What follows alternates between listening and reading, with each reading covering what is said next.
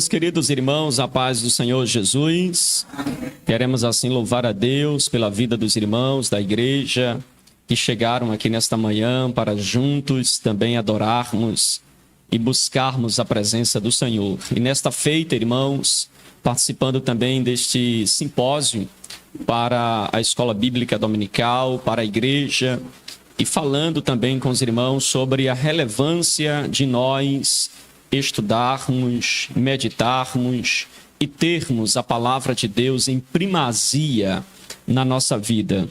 E para esse momento tão especial, nós tivemos a honra também de convidar o nosso querido professor Jadson, que também se faz acompanhar da sua esposa. Nós queremos, assim, louvar a Deus pela vida do nosso professor. Eu não sei se alguns irmãos aqui lembram, mas o professor Jadson já deu aula na Nova de Paz quando nós estávamos pastoreando lá na Nova de Paz. Ele ministrava também no curso de teologia e, para a glória de Deus, Deus nos deu a oportunidade de estar ali no IALT e também o tê-lo como nosso professor ali no IALT. E para mim é uma honra muito grande, irmãos, poder trazê-lo aqui nesta oportunidade. É a primeira de muitas em que ele virá também para trazer assim para a igreja ensinamento da palavra de Deus, trazendo também para os irmãos um pouquinho daquilo que Deus tem concedido ao seu servo. Amém, meus irmãos? Eu vos convido a se colocarem de pé. Na sequência, o nosso professor Jadson vai estar fazendo a leitura e já ministrando também a palavra de Deus nesta manhã, e que os irmãos possam permanecer com o coração aberto, com a mente aberta para receber nesta oportunidade da poderosa palavra do Senhor Jesus. Amém? Quero convidar assim o nosso professor para vir aqui à frente e convidar também o nosso presbítero Valdemir para estar fazendo esta oração, apresentando o servo do Senhor em nome de Jesus. Pode subir, professor. Subir aqui. Nosso presbítero Valdemir, né, irmãos, trabalha na escola dominical, também desenvolvendo esse trabalho, desenvolvendo esta obra, e nós assim louvamos a Deus também pela sua vida e pela vida de todos os irmãos que têm cooperado com a escola bíblica aqui em São Lourenço da Mata. Amém? Que Deus abençoe cada família, cada irmão, cada irmã que tem assiduamente participado e crescido aqui na Escola Bíblica Dominical, todos os domingos às 9 horas da manhã. Nós louvamos a Deus por essa rica oportunidade que Deus tem dado para nós como igreja de aprendermos da sua palavra. Amém? Nosso presbítero Valdemir vai assim estar orando e na sequência, nosso professor Jadson vai ficar à vontade para estar fazendo a leitura e também ministrando já a palavra de Deus nesta manhã. Os irmãos que estão em casa nos acompanhando através do canal AD Ministério Verdade e Vida, nos ajude a alcançar mais vidas compartilhando este vídeo e nos ajudando a alcançar mais pessoas para a glória de Deus. Eu tenho certeza que o ensinamento desta manhã, este culto, será um canal de bênção para a sua vida. Amém? Nosso presbítero, em nome de Jesus. Salve a igreja com a paz do Senhor. E assim oremos. Justo e maravilhoso Deus, Pai eterno, louvado seja o nome do Senhor. Te apresentamos o teu filho, Senhor, a qual o Senhor escolheu nesta manhã para trazer para o ensinamento da tua palavra. Ó Deus, continua capacitando, Pai, estendendo o seu conhecimento, para que ele possa, Pai, por intermédio da tua palavra, alimentar a tua igreja, Senhor. Também abre nossos corações para receber o alimento puro, Senhor, que o Senhor vai se utilizar da vida do seu servo nesta manhã. É assim que eu te peço e te agradeço e te engrandeço no santo nome do teu filho amado Jesus. Amém.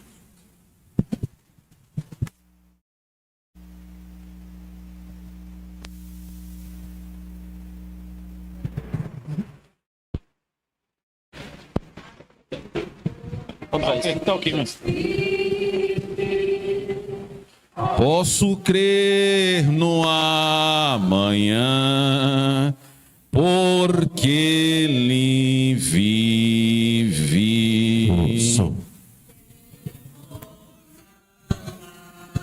Som aqui. Mas eu bem sei que a minha vida está nas mãos que vivo está. Graça e paz e misericórdia da parte de Deus, o nosso Pai, nosso único e eterno Senhor e Salvador, Jesus Cristo. Para mim é um prazer inenarrável estar aqui juntamente com os irmãos e acompanhar nada mais nada menos que a pessoa mais bonita do universo, que é minha esposa. E uma vez eu falei isso, pastor Wagner, terminou o culto, a irmã veio atrás da gente para ver se era bonita mesmo, minha esposa. Deus só dá o melhor, graças a Deus. Eu me sinto honrado, irmão, estar assumindo esse púlpito, visto que eu acompanho muito vocês na internet, ciclo de oração e outros momentos. Um certo domingo, eu e Patrícia, devido a alguns óbices, né, alguns impedimentos, a gente não pôde ir para a igreja. Eu disse, eu vou escutar um pregador aqui que pregue a palavra de Deus. Aí eu botei aqui, domingo à noite, o pastor Wagner, como homem de Deus, desceu o cajado de alto a baixo. Porque como Steven Larson disse, meu pastor Wagner, céu e inferno é coisa séria para se colocar palhaço no púlpito. Se eu quisesse massagear o meu ego e saber o quanto eu sou podre, eu colocava as igrejas que tem um fundo preto, não é? O camarada sentado com a camisa, parece aquelas camisas havaianas, dizendo um monte de coisa que a Bíblia não diz. Rapaz, eu saí com a mão na cabeça depois que escutei o culto, porque eu precisava melhorar e muito.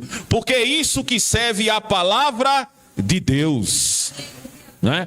Meus irmãos, e eu me sinto honrado aqui, está no 3º simpósio, não é isso, reverendo?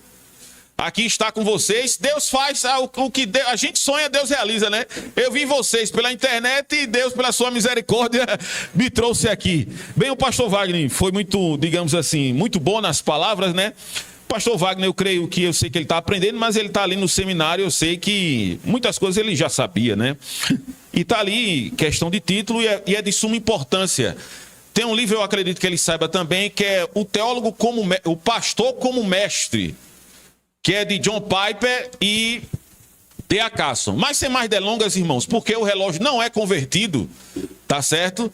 A gente que fala um pouquinho, abra a sua Bíblia, por favor, em 2 Timóteo, capítulo 2, verso 15. Como a gente vai falar sobre a relevância da palavra de Deus, eu quero trazer hoje sobre a relevância do teólogo acerca de manejar a palavra de Deus. Tá certo aí, pastor Wagner? Então a gente vai trabalhar nisso, e nada mais nada menos do que o pai da teologia, né? Que é o apóstolo Paulo. Abra a sua Bíblia em 2 Timóteo, capítulo 2, verso 15, e creio eu que é um texto bem conhecido da amada igreja. Estou mais feliz ainda porque é domingo de manhã e a igreja está lotada. Porque geralmente nas escolas bíblicas dominical o pessoal fica no monte, no domingo pela manhã, no monte de travesseiro, e não vem para a escola bíblica dominical. Mas vamos lá. 2 Timóteo capítulo 2, verso 15. Não é? Todos encontraram, digam amém. Louvado seja Deus. Vocês também já encontraram, né? Vamos lá. Diz assim a palavra de Deus: procura apresentar-te a Deus aprovado, como obreiro que não tem do que se envergonhar, e maneja bem a palavra da verdade. Maravilhoso Deus e eterno Pai, graças te damos, Jesus, pela tua misericórdia neste momento. Eu te peço em nome de Jesus, Pai, que eu possa ficar atrás da cruz e só apareça aquilo que é digno de toda honra, digno de todo louvor e digno de toda exaltação, que é Jesus. Ó Deus amado, que possamos aqui em breve tempo falar da relevância de um teólogo que estuda a palavra de Deus. Muito obrigado por tudo, em nome de Jesus, para a glória de Jesus. Amém e amém. Os irmãos podem tomar os vossos respectivos assentos. Vejam só, meus amados irmãos, é um texto que até em determinadas escolas de obreiro é colocado como suma importância. Eu acho fulcral e essencial ter esse texto, porque nada mais nada menos nós estamos lendo uma epístola nessa manhã que tem cheiro de morte. Porque a segunda e a última carta de Paulo a Timóteo, que é chamada de cartas pastorais, que é 1 Timóteo, 2 Timóteo, Tito, e alguns variam em dizer que Filemão também seja uma carta pastoral. O apóstolo Paulo, ele sabe que vai morrer. Segundo William Hendricks e Simon Cassman, no comentário Vida Nova, da editora Cultura Cristã, ele vai dizer que é a carta mais pessoal do apóstolo Paulo. Porque em alguns momentos ele está relembrando a Timóteo os momentos ímpares que eles viveram de experiência. Paulo tem Timóteo nada mais nada menos como um filho na fé. Visto que o apóstolo Paulo ele é celibatário. Você pega 1 Coríntios capítulo 7, ele vai dizer que cada um tem de Deus o seu próprio dom. E o dom do apóstolo Paulo era ser celibato. Graças a Deus, Deus não fez isso comigo. E me deu uma esposa maravilhosa, eu não sou celibato. Mas veja só, meus amados irmãos, essa carta é quando Paulo ele tem a consciência elevadíssima, que ele sabe que ele vai morrer. 2 Timóteo 4,7 diz: combati o bom combate, encerrei a carreira e guardei a fé. Essa carta é tão pessoal que Paulo deixa recomendações essenciais sobre a relevância da palavra de Deus. Visto que a palavra de Deus sempre foi atacada e continuará sendo atacada. E o apóstolo Paulo, veja só, ele está vivendo um momento que é sui generis na história da igreja. Por quê? Nessa época aqui o imperador é Nero. Nero em 64, que ele é um megalomaníaco, ele querendo reconstruir Roma ao seu bel prazer, ele coloca fogo em Roma tocando o seu violino. E a história nos narra claramente que Nero, ele queria um álibi. Quem ele acusou? Os cristãos. Por quê? Das 14 cidades que existiam em Roma, 10 delas eram habitadas por crentes. Como essas 10 cidades não foram tão atingidas pelo incêndio, e o que é que acontece? Ele colocou dizendo que foram os cristãos. Os cristãos receberam 4 sentenças capitais. William Hendricks vai dizer no seu comentário que nada mais nada menos, ser cristão era a mesma coisa de ser bandido, de ser um estuprador e um criminoso em relação ao Estado. E o que é que acontece? Com essa sentença foram 4. A pessoa podia escolher. No caso de Paulo, como ele era cidadão romano, o que é que acontece? Paulo, ele quis ser decapitado. Mas veja, as pessoas ou eram crucificadas, que é o caso de André, que morreu em uma cruz em formato de X, e Pedro em Roma, crucificado de cabeça para baixo, como diz Eusébio de Cesareia no livro História da Igreja, ou também era queimado em praça pública ou jogado no Coliseu Romano para ser devorado pelos leões da Índia ou para lutar contra os gladiadores, aparentes, desarmados. Aí o apóstolo Paulo, preocupado, ele não está preocupado com ele não, irmãos, porque ele já tinha dito há quase 10 anos, lá em Filipenses capítulo 1, verso 21, que para mim o viver é Cristo e o morrer é lucro. É como Russell Shedd disse, a morte só faz aproximar o cristão dos céus. E Paulo, sabendo disso, que o evangelho ia ser atacado, ele pega um jovem pastor. Veja a condição do pastor, meus amados irmãos. Ele não era eloquente, era tímido, era doente. Veja o que tudo indica, ele tinha uma úlcera, era filho de um casamento misto, mas Deus confiou o ministério da palavra a esse jovem pastor, como eu não tenho dúvida que Deus confiou o ministério da palavra para mim e para você. E nessa manhã Deus está nos colocando na parede dizendo, você tem que manejar bem a minha palavra da verdade. Uma pergunta aqui antes de eu continuar meu sermão. Deus nos livre disso. Se você nessa manhã fosse diagnosticado com um problema cardíaco horrendo, e você chegasse no médico, você tivesse 2 médicos para você escolher. O primeiro médico, ele tem 30 anos de experiência na área. Ele é professor de várias universidades, dá palestra no mundo todo e ele já fez quase 1000 cirurgias. E o outro é uma pessoa que acabou de sair da residência do Estado, nunca fez uma cirurgia. Pergunta, você quer fazer a cirurgia com quem? Me diga. Com a pessoa que tem mais experiência, porque o nível de erro é mais baixo, a não ser que Jesus queira lhe guardar. mas o nível de erro é mais baixo. Da mesma maneira, meus amados irmãos, o púlpito da igreja é mais importante do que uma cirurgia do coração, porque é daqui que emana a palavra de Deus e pode levar a minha vida e a sua vida e a sua casa para o céu. Nós devemos ter hombridade e coragem e vergonha na cara para querermos seguir os caminhos que o apóstolo Paulo viveu com os demais da igreja. O grande problema é que eu quero cantar aqui na frente, eu quero me esvaziar, mas quando é na escola bíblica dominical, eu não quero colocar o relógio do smartphone para ligar cedo para vir para a igreja. Ou às vezes, quando vem um ciclo de oração, eu prefiro escutar Vale a Pena Ver de Novo à Tarde e Satanás tocando piano na minha mente. Rapaz, podia chamar um pregador mais que não batesse tanto logo no começo, né? Mas preste bem atenção. Veja só, meus amados irmãos, a gente fala hoje sobre a relevância do estudo da Bíblia na vida daqueles que estão na igreja. Pergunta: quantos teólogos existem na igreja? Todo mundo é teólogo. Todos. Independente se você vai para um curso de nível superior, independente se você vai entrar num curso básico ou médio, você é teólogo. Tem um livro de Sproul que é chamado Somos Todos Teólogos. Ou somos ruins ou estamos no caminho. Todos nós somos teólogos, do mais novo convertido até o mais antigo dentro da igreja. E nós devemos, de forma salutar, manejar bem a palavra de Deus. Deixa eu dizer uma coisa para você. A maioria dos verbos aqui no grego dessa carta está do modo imperativo. Que é o modo imperativo? É ordem. Não se tem opção de escolha. Ou você faz e está dentro do quadrante eclesiástico pastoral de Paulo, ou você não faz. Veja algumas recomendações que Paulo diz em relação à palavra de Deus para o jovem pastor Timóteo. Preste bem atenção.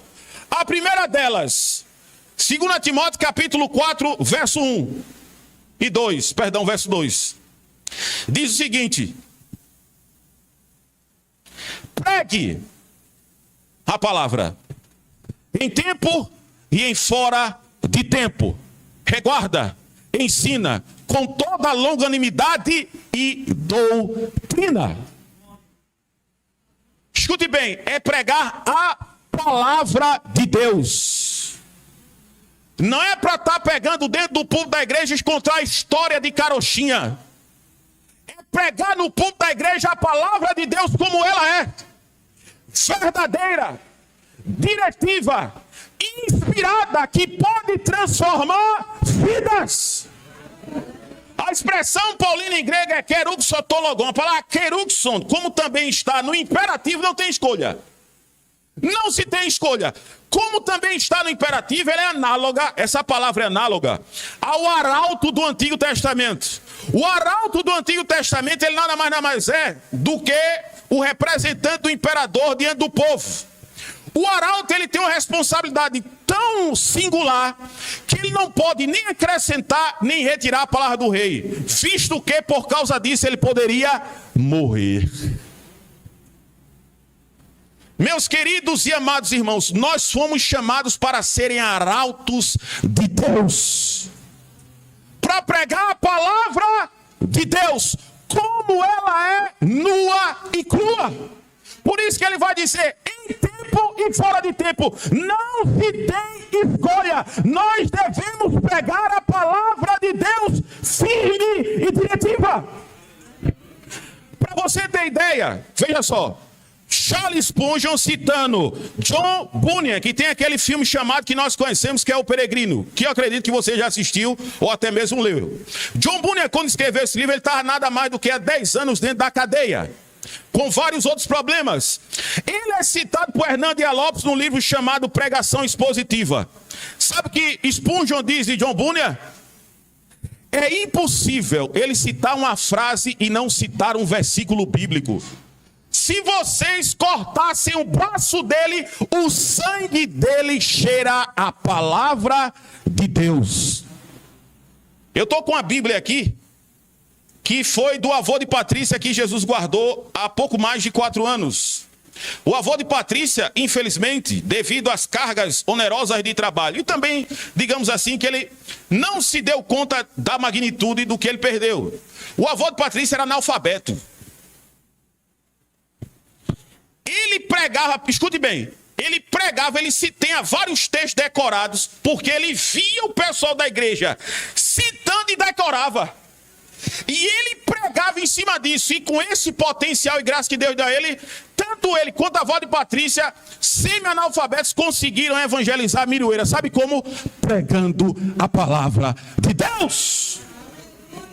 Vários versículos decorados na cabeça ele tinha. E como nós devemos ter também. Gente dentro da igreja sabe o número do jogador de futebol que quer. Sabe o nome de todos os jogadores da seleção brasileira. Sabe o nome da atriz. Sabe o nome do Instagram de sei lá de quem, que ninguém sabe quem é o nome, mas ele sabe. Sabe o nome de tudo. Se perguntar o nome dos 12 apóstolos, ele não sabe. Se perguntar quantas tribos tem Israel, também ele não sabe. Quantos livros tem na Bíblia? Misericórdia. Olha, hoje eu vou pregar aqui no livro de Naum. As folheadas de Bíblia na igreja ventilam mais forte do que o ventilador, porque não sabem onde está. Mas Deus está dizendo para a gente decorar a palavra de Deus. Porque diz a Bíblia no Salmo 119, verso 1: bem-aventurado aqueles que guardam a tua palavra e na tua palavra tem grande prazer. Salmo 119, verso número 9: como purificará o jovem o seu caminho, observando a tua palavra. Salmo 119, verso 105: lâmpada para os meus pés é a tua palavra e luz para o meu caminho. Salmo 119, verso 71: foi-me bom ter sido afligido para que aprendesse a tua lei. Salmo 1: bem-aventurado o varão que não anda segundo o conselho dos ímpios, que não se detém no caminho dos pecadores e nem se assenta na roda dos escarnecedores. Antes tem o seu prazer na lei do Senhor e nela medita de dia e de noite. A sua vida será como árvore plantada junto a ribeiro de águas, cujas folhas não caem, dá o fruto na estação certa, e tudo quanto fizer prosperará. Deus está dizendo: pregue a palavra de Deus, pregue a palavra no bairro, pregue a palavra em Pernambuco, seja meu arauto da palavra.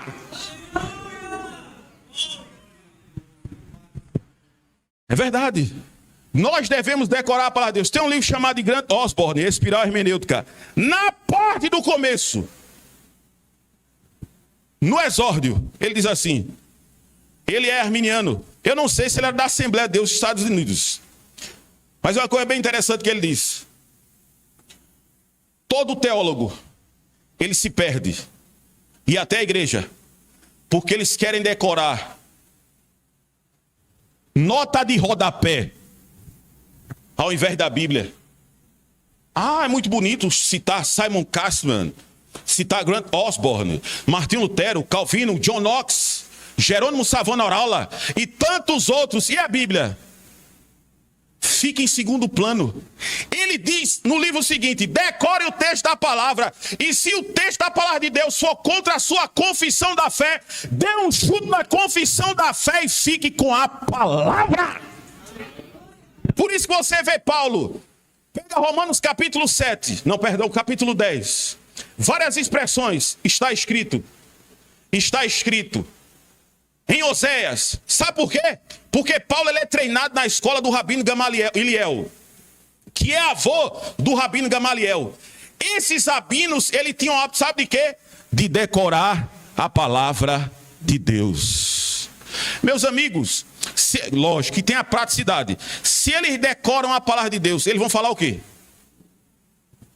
Bíblia. Perguntou qualquer coisa? Bíblia. Não, porque no colégio, na faculdade, não acreditam na questão da evolução das espécies. Pregue Bíblia. Não, mas o professor tem... Pregue Bíblia. Você não veio do macaco, nós somos imagem e semelhança de Deus, porque a palavra de Deus diz isso, independente de cientista ou não, mas é a palavra palavra de Deus. Pegue a palavra de Deus. O relógio não é convertido. Então vamos lá. A outra questão que o apóstolo Paulo diz, 2 Timóteo capítulo 2, verso 15, que é o texto, a hora que a gente falou. O texto é claro. Prepara-te. Primeira coisa. Escute bem o que eu estou dizendo. Preste bem atenção no que eu vou dizer. Quando você é a palavra teólogo, eu já até disse aqui, é todo mundo, viu? Não fuja disso não, é todo mundo.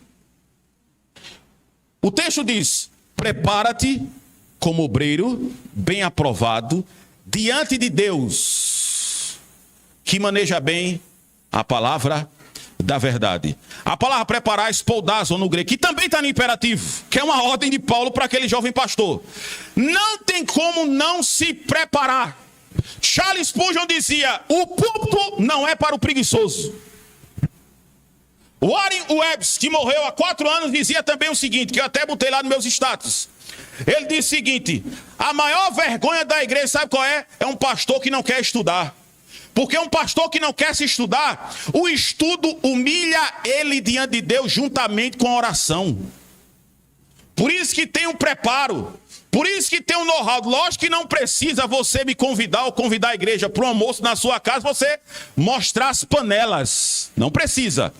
Mas lógico que existe um preparo.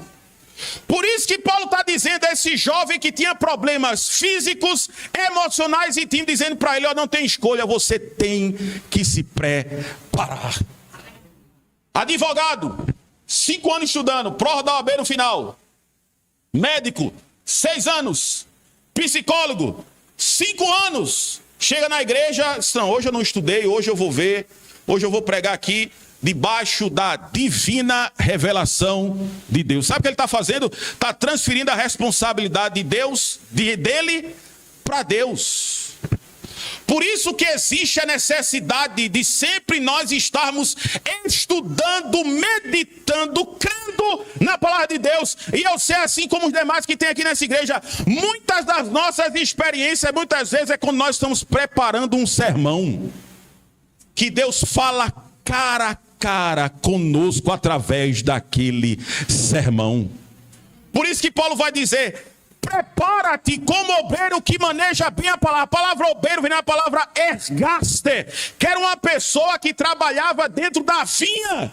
Por isso que Martinho Lutero ele diz o seguinte, a palavra de Deus é a nossa vinha, da qual nós devemos trabalhar. O mesmo Martinho Lutero, escute bem, ele diz o seguinte, teólogo não se nasce, se faz. Oratium, meditatium, tentatium, factum, teólogo. O teólogo se faz com oração, meditação, com provação. É isso que nasce o teólogo. Quando Deus precisou de um homem para eclodir a reforma protestante, eu sei que teve outros antes, como John Hus, John Wycliffe, Deus levantou o próprio Martinho Lutero. Martinho Lutero ele vai estudar na faculdade, na Universidade de Wittenberg, na Alemanha. Martinho Lutero forma-se doutor em teologia e em outras áreas. Além disso, ele era filósofo e cantor. Ainda tem mais esse adendo. Martinho Lutero, no dia 31 de outubro de 1517, ele coloca nas portas da igreja de Wittenberg as questões das 95 teses, dizendo que o justo viverá pela fé. Nesse período de tempo, a igreja católica sofre problemas horrendos. Uma das coisas que Martinho Lutero disse com o Melancto é que eu não fiz nada, a palavra de Deus fez tudo. Quem tirou o poder do Papa e dos concílios foi a palavra de Deus. Eu não fiz absolutamente nada, eu só fiz pregar a verdade. 3 anos depois ele é chamado para uma dieta. Essa dieta de Worms é o seguinte, você ia se retratar. Se você se retratasse, não negasse, você morreria. Aí Martinho Lutero é colocado os seus livros na mesa. De frente tem um representante de Carlos Magno X, que é o imperador da Alemanha. Tem alguns cardeais que estão ali junto para observar se Martinho Lutero vai se retratar. A pergunta disseram a Lutero, você nega os seus escritos? Ele disse, eu nem nego e nem negarei. porque os papas e os concílios são contraditórios entre si, levam para a escravidão. Se eu negar isso aqui, eu não somente abrirei a janela do mal, mas as portas do grande mal. Eu não posso ir contra a minha consciência, porque a minha consciência é escrava da palavra de Deus. Meus queridos e amados irmãos, eu não estou dizendo que você precisa de um anel de doutor na sua mão para Deus lhe usar, não estou dizendo isso, mas que você precisa se preparar. Eu e você devemos nos preparar, devemos orar para manejar bem a palavra da verdade. E tem outra coisa, não é para se apresentar diante da igreja, é para se apresentar diante dos generais com a verdade. Quantos estão me entendendo? Digam amém. Veja, a palavra manejar vem na palavra orto, que também está no imperativo, né? Por incrível que pareça. Paulo, qual era a profissão de Paulo, meus amados irmãos? Tirando o pastor Wagner, que ele sabe. Qual era a profissão do apóstolo Paulo? Fazedor de tendas. Para fazer as tendas, se tirava o couro do animal, colocava dentro de um líquido. Até hoje na Turquia existe isso, que Paulo é de Taço. Até hoje existe isso. Pegava aquele pedaço de pele do animal e levava para outro lugar, para a hora do corte.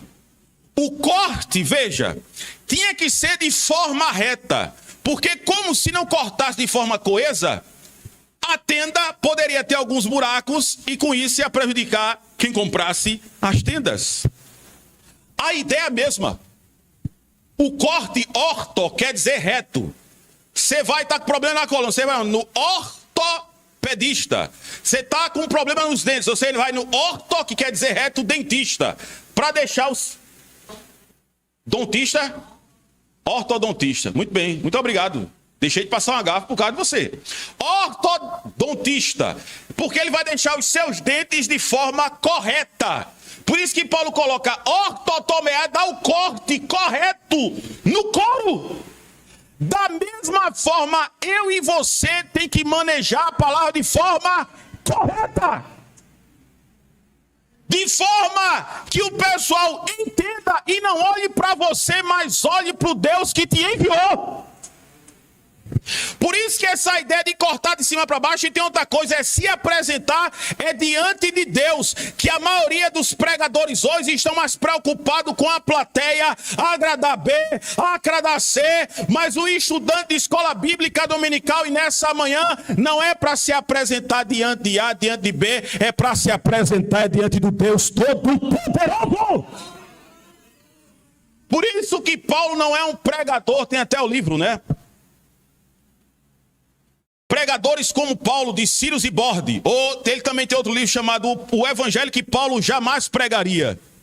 Porque o evangelho hoje de algumas igrejas é dizer aquilo que você é bom, você é o centro de Deus, não fala-se de pecado mais.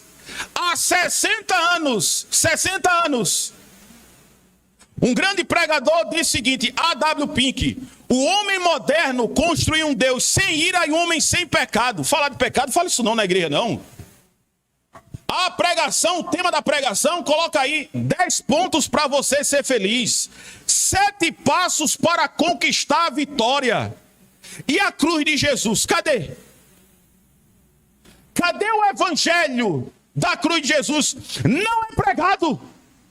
Por isso que Martinho Lutero ele escreveu um livro chamado O Evangelho da Glória e o Evangelho da Cruz.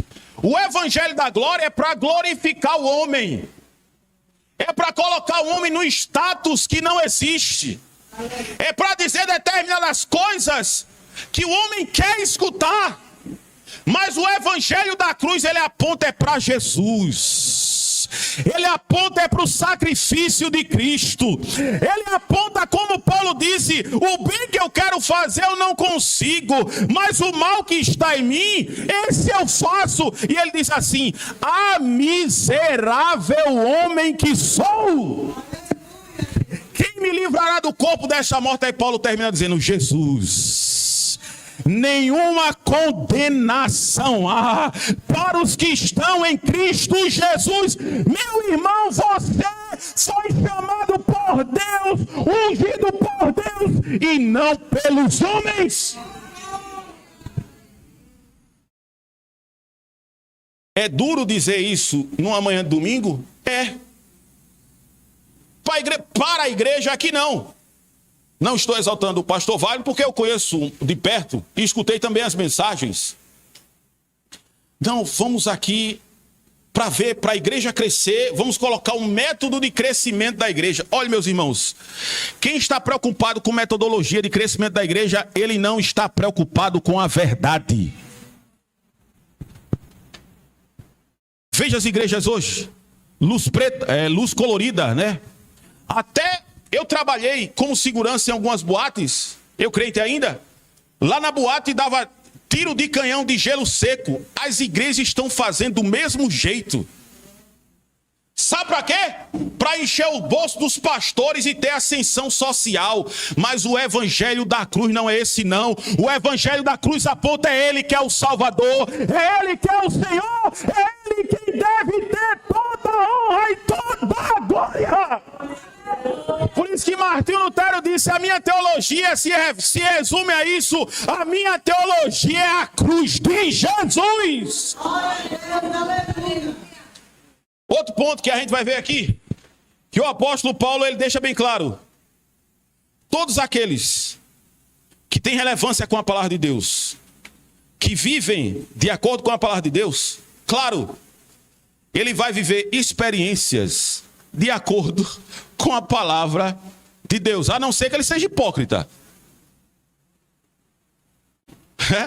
Porque ortodoxia pressupõe ortopraxia. Ortodoxia é o conhecimento correto e ortopraxia é a prática correta. Credo e conduta tem que estar igual. Tem que estar de acordo. Lógico que eu não quero passar a imagem de hipócrita aqui. Se você quiser uma lista dos meus pecados, está aí minha esposa para lhe dizer. Dos meus defeitos, das minhas falhas. Todos nós temos fraquezas. Agora, meus amados irmãos, alguns glamoralizando algo que é inexistente, desculpa a expressão que eu vou dizer aqui, até dentro da igreja a gente consegue enxergar que uma família não vai bem, infelizmente. Nem de mão dada quer andar mais com a esposa. Que é isso, meu irmão? Que coisa é essa? Nós que pregamos, e você também, nós devemos ter experiências com a palavra de Deus. Só essa carta aqui que o apóstolo Paulo escreveu, tem várias. E uma das quais eu vou dizer aqui para você, sabe qual é? É ficar só.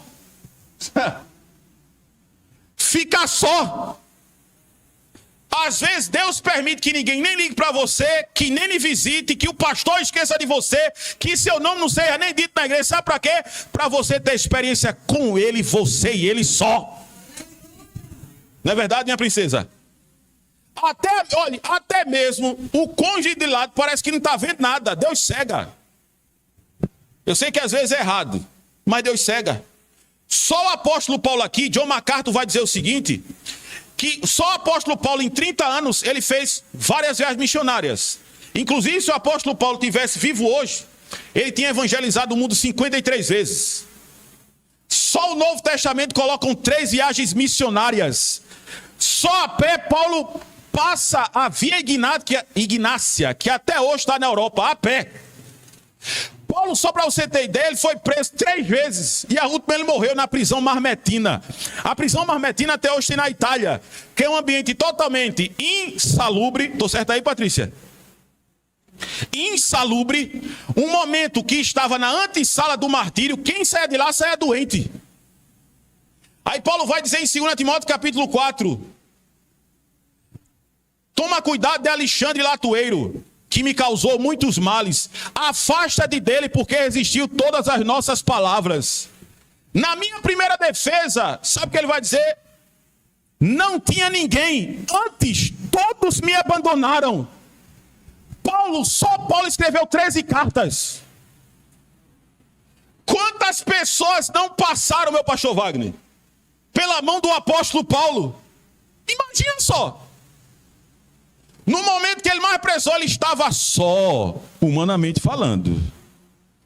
Na minha primeira defesa, ninguém me assistiu, mas Deus me cingiu de força e me fortaleceu para que eu pregasse o evangelho aos gentios, e eu fui liberto da boca do leão. A relevância da palavra de Deus não é somente conhecer, não é somente pregar, mas também é viver a palavra de Deus.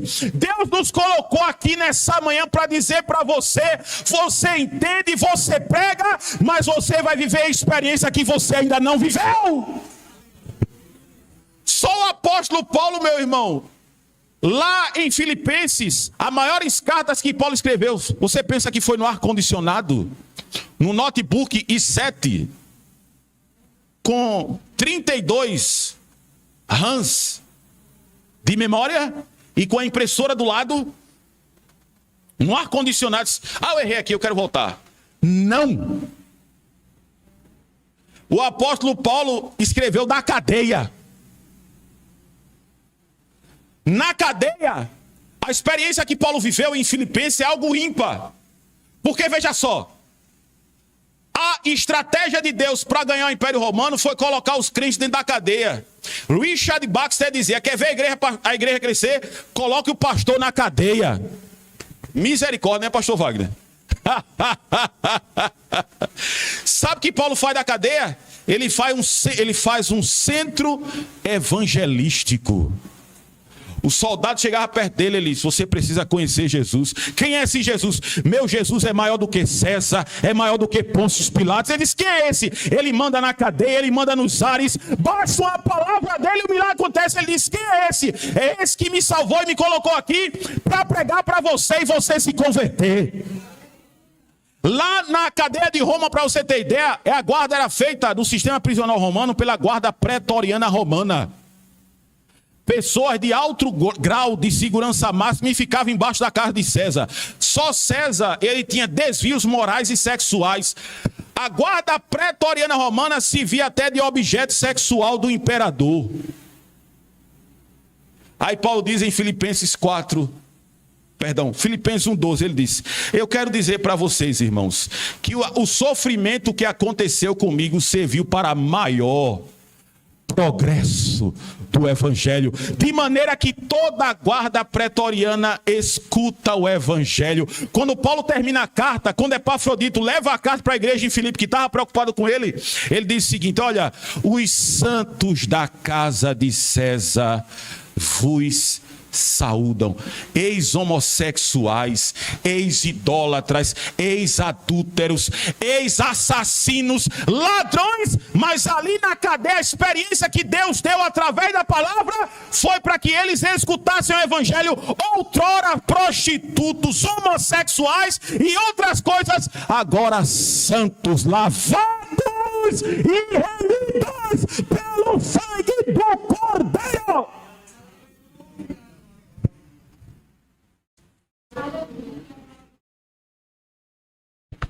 Aí você acha que você vai se converter aqui na igreja, Deus lhe chamou na igreja, e você vai chegar na sua casa e vai estar todo mundo convertido, é?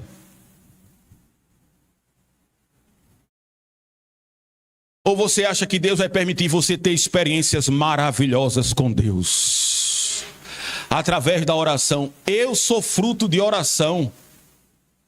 Vivia na rua, outras coisas que eu não vou falar aqui, que também não convém. E minha avó orando ali na igreja, ó. Mais de 2 anos orando numa igreja batista tradicional. Ore pelo meu neto, orem pelo meu neto, orem pelo meu neto. 2 anos e incansavelmente, de forma onerosa. Dia 22/6/2022, por bondade e misericórdia de Deus, eu faço 16 anos de caminhada cristã. Sabe por quê? Porque você aprende a palavra, você prega a palavra e Deus faz você viver a palavra. Mateus 7:24, Jesus disse: a quem compararei? Aquele que ouve a minha palavra e a pratica, homem prudente que edificou a sua casa sobre a rocha. Desceu a chuva, correram os rios, sopraram o vento, combateram aquela casa, mas ela não caiu, porque estava edificada sobre a rocha. A quem assemelhou eu, o homem que ouve a minha palavra e não a pratica? O homem insensato que edificou a sua casa sobre a areia. Sopraram os ventos, caiu a chuva, bateu o rio, combateu aquela casa e grande foi a ruína. Deus não quer que você firme a sua vida na areia. Deus nessa manhã está dizendo: você vai viver a minha palavra, a sua casa vai estar sobre a rocha. Pode o mundo todo estar numa desavença, mas aqueles que vivem a palavra, diz como Paulo: eu sei em quem eu tenho crido.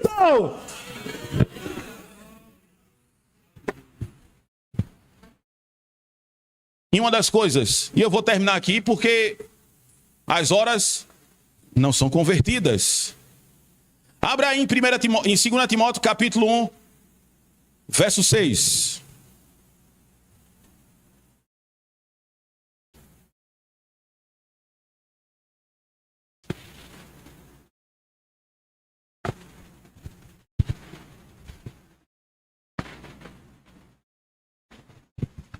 Encontrou?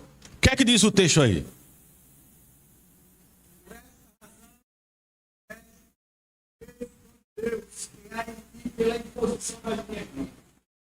Porque Deus não nos deu um espírito de temor, mas de força, de amor e de moderação. É isso que diz o texto. Preste bem atenção.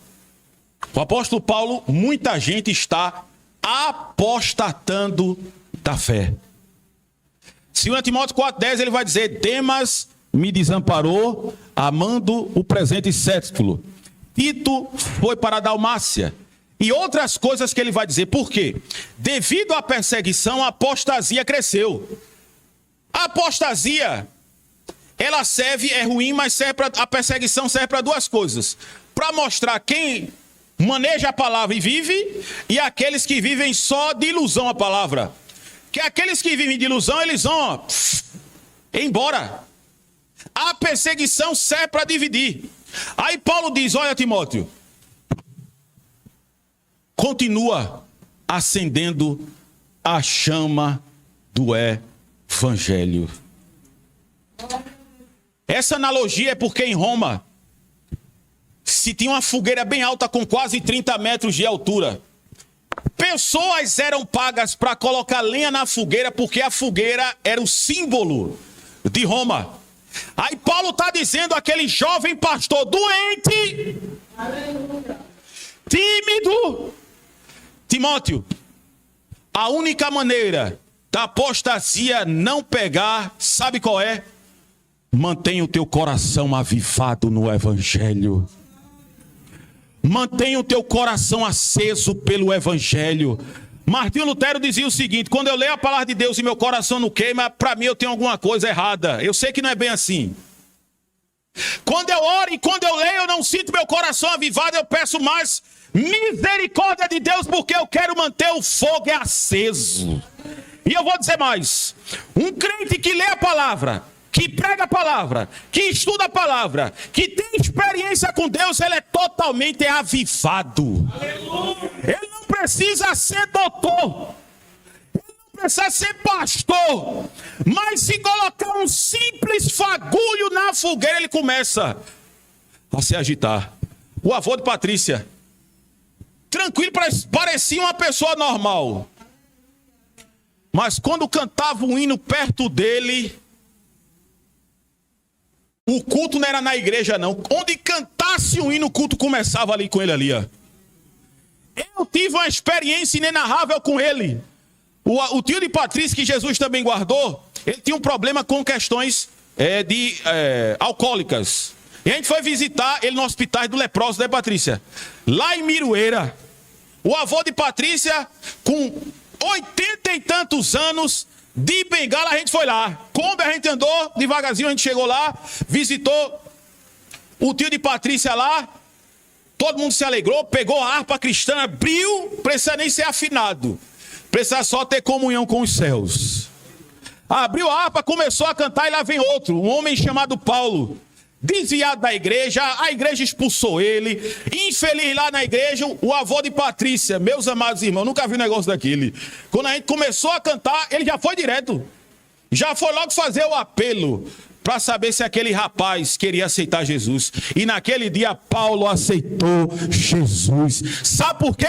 Porque o avô de Patrícia era avivado. O crente avivado, meu irmão, ele está aqui na igreja, terminou o culto, mas a chama ainda está lá na casa dele. Está de cabeça erguida, é difícil dizer o que eu vou dizer aqui. Está desempregado, às vezes está doente, às vezes é mal visto pelo vizinho, mas ele diz, não vai se apagar, não vai. Quando o fogo se apaga, o crente cai, remove as cinzas e troca a lenha, mas deixa o fogo de Deus queimar. É aquele que muitas vezes, meus irmãos, nós estamos limitados financeiramente. Mas ele diz, como Paulo da cadeia em Filipenses 4, 11 e 12, não digo isso por causa da pobreza, porque eu aprendi a viver e estar contentado com todas as coisas. Eu sei estar abatido, eu sei ter abundância, em toda maneira, em todo momento eu estou instruído, tanto a ter fartura, quanto a ter necessidade, quanto a ter em abundância e padecer fome. Mas ele termina dizendo assim, eu posso todas as coisas naquele que me fortalece. É Davi que estava sendo perseguido inexoravelmente pelo rei Saul, que era sogro dele. 3.000 soldados dos melhores de Israel atrás de Davi. Os filisteus estão loucos para matar Davi. Davi não tem casa. O deserto do Sinai, só para você ter ideia, está quente aqui, né? Não está quente? Eu estou aqui suando, parece que eu sou uma chaleira. Lá no deserto do Sinai é só 62 graus Celsius durante o dia. Tudo cinza. E à noite, menos 5 graus pode até chegar. Mas foi nesse momento, lá no deserto do Sinai, com todas essas coisas que Davi cantou, o Senhor é o meu pastor, e nada me faltará. Deitar-me faz em verdes pastos, guia-me mansamente pelas águas tranquilas, refrigera minha alma por amor do teu nome. Ainda que eu ande pelo vale da sombra e da morte, eu não vou temer mal algum, porque tu estás comigo. A tua vara e o teu cajado me consola. Prepara-me uma mesa ante os meus adversários, unge a minha cabeça com óleo e o meu cálice transborda. Bondade e misericórdia estarão comigo todos os dias da minha vida, e habitarei para todo sempre na casa do meu Deus. Salmo 91, aqui Davi, é muito lindo isso, irmãos. Davi não tinha casa para morar, perseguido, ele disse, aquele que habita no esconderijo do Altíssimo, a sombra do Onipotente descansará. Eu direi do Senhor, ele é meu Deus, ele é meu refúgio e minha fortaleza, e nele confiarei. Ele me livrará do laço do passarinheiro, da peste perniciosa. Ele me cobrirá com as suas penas, e debaixo das suas asas estarás seguro, porque a sua verdade é escudo e broquel. 1000 cairão ao teu lado, 10.000 à tua direita, mas tu não serás atingido. Somente com os teus olhos verás a recompensa dos ímpios, porque tu, Senhor, és o meu refúgio. Fiz no Altíssimo a minha habitação, nenhum mal me sucederá e praga alguma chegará na minha tenda. A relevância da palavra de Deus é você ler e estudar, é você pregar, é você viver, e você vai ser um crente fervoroso. Pode o diabo dar o sangue na canela, mas você vai dizer igual a Jó, eu sei que o meu Redentor vive, ele é o Deus do impossível, e eu adoro em espírito e em verdade. Aleluia, a igreja de pé, por favor.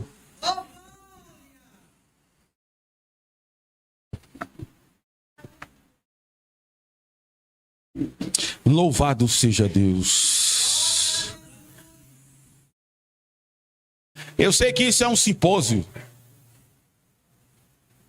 Eu sei que isso é um simpósio que tem visões pedagógicas em relação àquilo que é. Pode ficar citado, irmão. Não tem problema nenhum, não. A idade, quando chega, bate em todo mundo. Brincadeira, viu, meu irmão?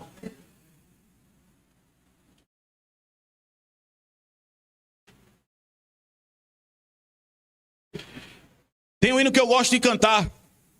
Eu não, minha voz, até para dizer boa noite, eu sou desafinado. Mas o hino 5 da harpa. Vamos cantar? Espírito, alma e corpo, oferto a ti, Senhor, como hóstia verdadeira, em oblação de amor. Eu tudo a Deus consagro, em Cristo vivo altar. Ó, desce fogo santo.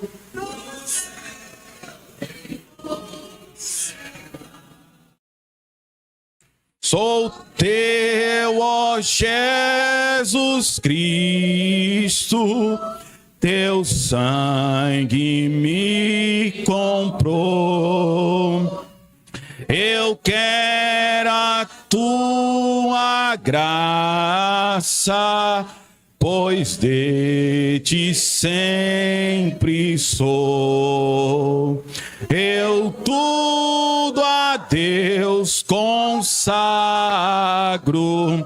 em Cristo vivo altar. Ó, desce fogo santo, no céu vem tu selar.